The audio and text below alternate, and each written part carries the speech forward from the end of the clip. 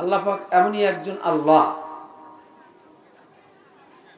যার কাছে ছোট খাটো কালো ফর্সা গরিব ধনী সকলেই কি এক। আমার আল্লাহ এমনই একজন, জোরে বলুন আল্লাহ। আল্লাহ এমনই একজন আল্লাহ যে মিসকিনকেও খাবার দেয়, একজন ভালোকেও খাবার দেয়, একজন মন্দেকেও খাবার দেয়। তার দরবার থেকে কেউ কখনোই মাহরুম হয় না। কি হয়?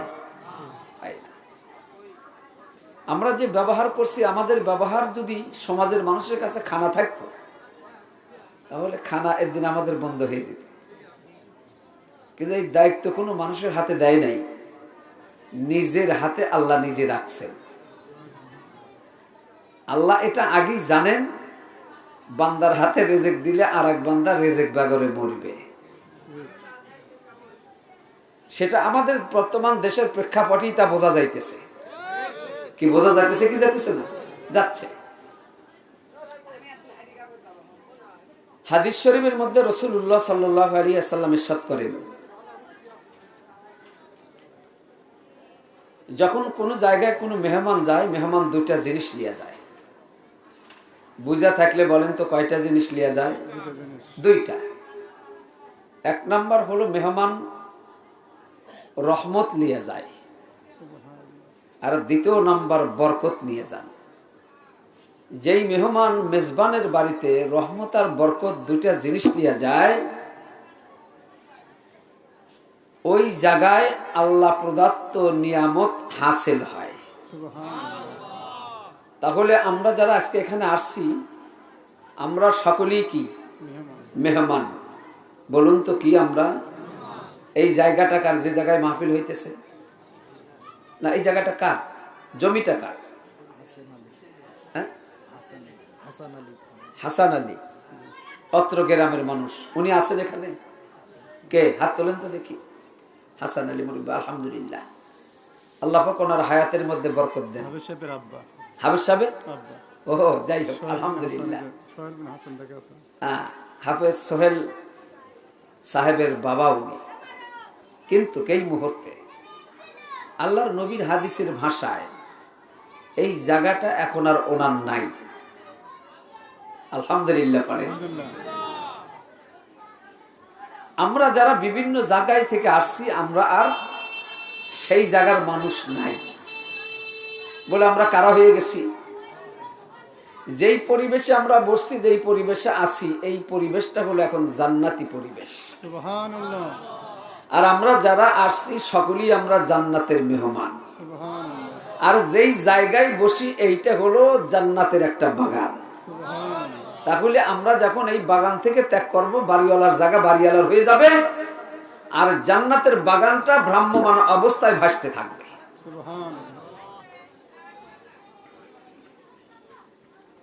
পয়গম্বর ইব্রাহিম খলিলুল্লাহর নিকটে আল্লাহর পক্ষ থেকে কয়েকজন ফেরেশতা আসলেন। এই জন্য আল্লাহ বলতেছেন, ওয়ালাকাদ জাআত রুসুলুনা ইব্রাহিমা বিল বুশরা। আল্লাহ বলেন, আমার ফেরেশতারা গেল ইব্রাহিম আলাইহিস সালামের কাছে সুসংবাদ নিয়ে। ক্বালু সালামান, ক্বালা সালামান।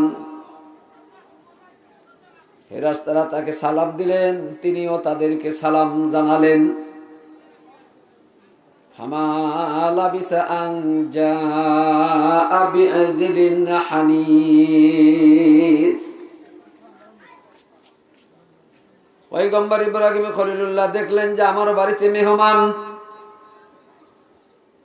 কি আসছে বলেন তো দেখি বাজান, আরো জোরে বলেন। এই দিকে তাকান। মেহমান, মেহমান যখন আসে, মেজবান তখন দৌড়াদৌড়ি করতে থাকে। করে কি করে না? সংবাদ যদি না দিয়ে আসে, বাড়িওয়ালার একটু তাড়াহুড়ি বাড়িয়ে যায়, তাড়াতাড়ি করে বাজারে যায়, বাজার করার জন্য যায়। তাড়াতাড়ি কি করার জন্য? মুরগি কেনার জন্য।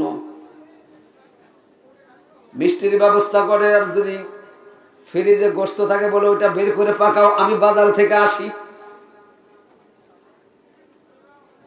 এই জন্য মুফাসসিরিনে কেরামগণ লেখেন ফামা লাবিসা আন জাআ বিইজলিন হানিস। পয়গম্বর ইব্রাহিম খলিলুল্লাহ যখন তাকায়া দেখলেন আমার বাড়িতে মেহমান আসছে, বলেন তো বাজান কি আসছেন? মেহমান আসছে। আল্লাহর পয়গম্বর ইব্রাহিম খলিলুল্লাহ আল্লাহু আকবার, আল্লাহু আকবার, আল্লাহু আকবার আর দেরি করে নাই। আনজা আবি ইজনিন হানিস, উনি একটা গোবৎস জব করিয়া মেহমানদের জন্য আয়োজন করলেন। কারণ আল্লাহু আকবার। কি জব করলেন?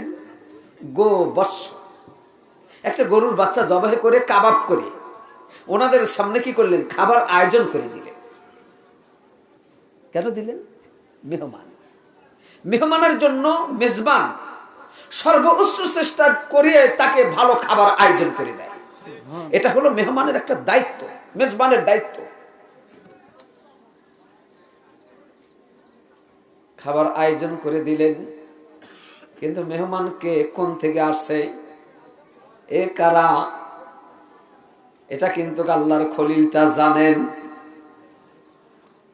মুফাসসিরিনে কেরাম লেখেন উনি ওনাদের লড়াচড়াতে বুঝতে পারলেন, কিন্তু পুরাপুরি উনি বিশ্বাস করতে পারছে না।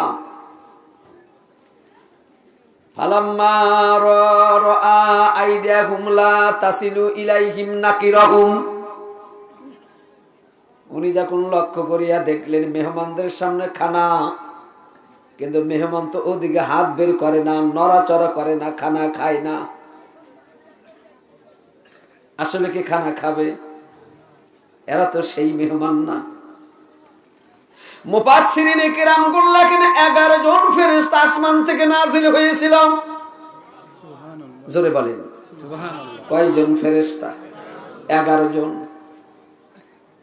11 জন কিশোর আকৃতির ফেরেশতা ছিল বাবা। এদের মুখে এখন পর্যন্ত মোজ গজায় নাই, দাড়ি জ্বালায় নাই।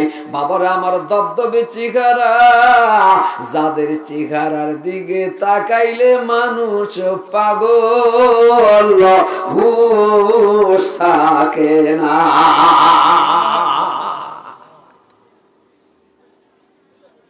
কয়জন?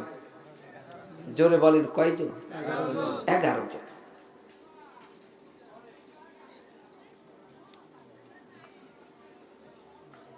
লা তাসিলু ইলাইহিম নাকিরাহুম, যখন তিনি দেখলেন যে ওনারা খানা খাইতেছে না, হাত বের করতেছে না, লা তাসিলু ইলাইহি নাকিরাহুম, এই জন্য তিনি তাদেরকে অবাঞ্ছিত মনে করলেন। ওয়া আউজাসা মিনহুম খিফা, এবং তার দিলের মধ্যে ভয়ের সঞ্চয় হলো। এর কারণ হলো মুফাসসিরিনে কেরামগণ লেখেন ওই জামানায় কোনো মেহমান যদি কোনো বাড়িওয়ালার বাড়িতে আসতো, ওই মেহমান যদি তাদের হাতের রান্না বান্না খানা খাইতো, তাহলে এটা তাদের জন্য বরকত আর রহমতের আলামত হইতো। আর যদি মেহমান খানা না খাইয়া চলিয়া যায়, এইটা তারা গজবের কারণ মনে করত। এই জন্য পয়গম্বর ইব্রাহিম খলিলুল্লাহ তাদের প্রতিবন্ধুরা আমার গজব মনে করিয়া তিনি কি করলেন? তার দিলের মধ্যে ভয় সঞ্চয় হলো। আসমানের দিকে তাকাইয়া ডাক দেখায়, আল্লাহ বুঝিলাম।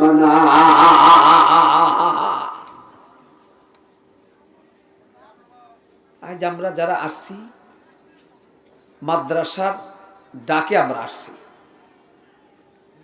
নাকি? আর সালেকদের ডাকে আমরা সাড়া দিয়েছি। এই মাদ্রাসা ওয়ালা এরা হলো আমাদের মেজবান। আমরা যারা আসছি কি মেহমান। আমরা কি নিয়ে আসছে ভাই বলুন তো দেখি? রহমত আর বরকত। রহমত আর আর বাড়িওয়ালার দায়িত্ব হলো আমাদেরকে মেহমানদারি করানো, খাই অথবা না খাই। ঠিক।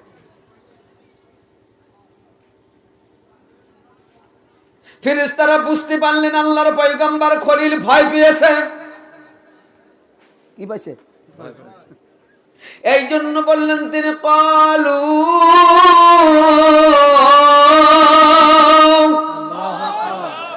ও আল্লাহর খলিল, ভয়ের লা তাখাফ, ভয় করিও না, ইন্না